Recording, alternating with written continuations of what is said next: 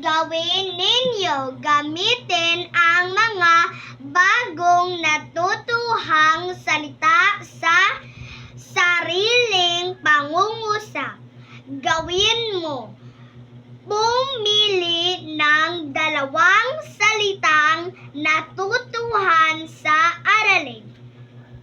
Iguhit ang mga ito upang maipakikita ang kahulugan nito.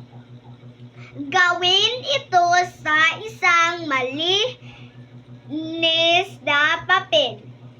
Isa-isip mo. Ano ang kahulugan ng aparador? Nagsuot tambak na kasi hiksik nangangalay. Isa puso mo. Ano-anong katangian